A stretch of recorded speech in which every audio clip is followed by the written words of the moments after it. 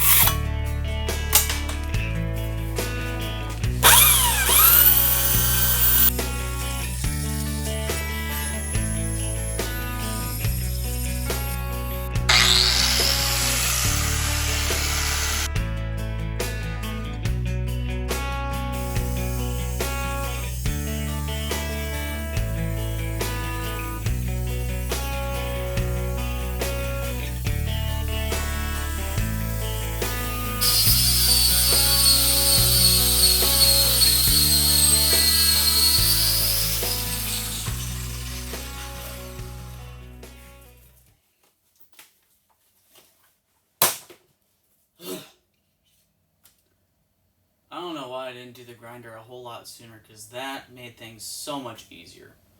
So, now that we've got it all mostly cleaned up, just have like the finishing touches, and then we clean it up, get it ready for the Raptor Liner.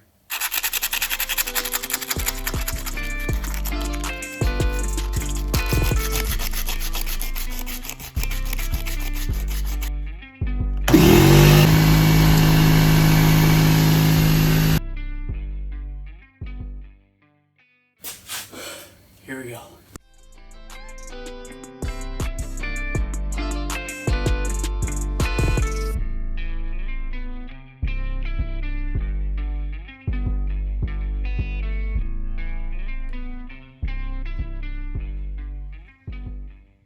It is no secret that itchy, scratchy beards suck, and you owe it to yourself to take care of your face forest. That is why I use Beard Octane. It's like fuel for your face. You owe it to yourself to take care of your face and be the magnificent manifestation of manliness that you were born to be.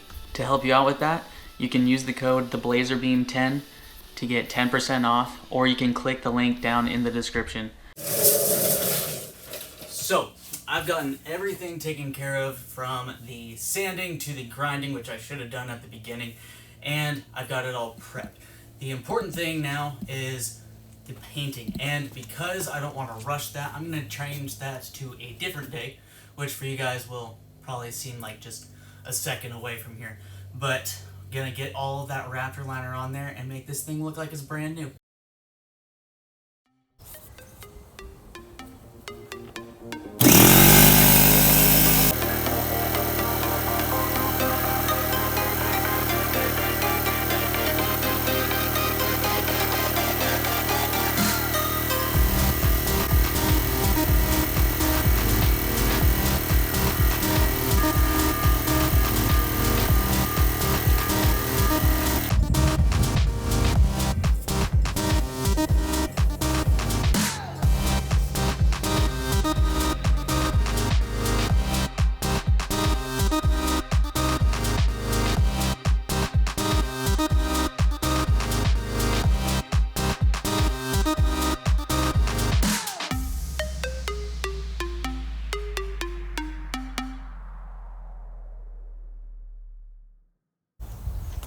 Alright, the first coat's done. There's no real good way for me to get the mounting bracket side of things, so I'm just going to do that with my other coats, but now we got to wait an hour and then come out here and recoat again. When I was doing the second coat, I realized I had forgotten to take the nozzle off of the bottle, and it got stuck, and there's a bunch of gunk in there. So do yourself a favor when you do this and make sure to take the bottle off, because you're going to save yourself some headaches in the end, and it's going to apply a lot better if you do it that way.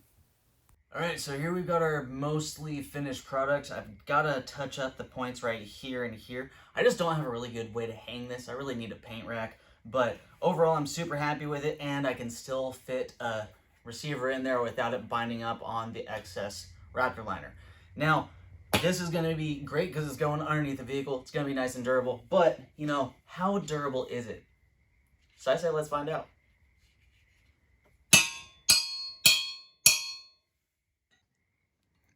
So obviously I'm not whacking on it, but right here, that's where I hit. And man, I can't even find it on here. So like I said, gotta touch that up and on these edges. So the cool thing about Raptor Liner is these places that I gotta touch up, I don't have to get the spray gun out. I can, but I can also just roll the liner on there and it's gonna bond really well to it. So if you want some practice on Raptor Liner, do a project like this, or if you have a dirty old tow hitch or anything on your vehicle that needs a little bit more protection, do this because protection is important. I hope this video was helpful. If you have any questions or comments, just leave them down there and I'll make sure there's links to everything that I used in the bottom. Y'all have fun, be safe, make good choices. Have a great day.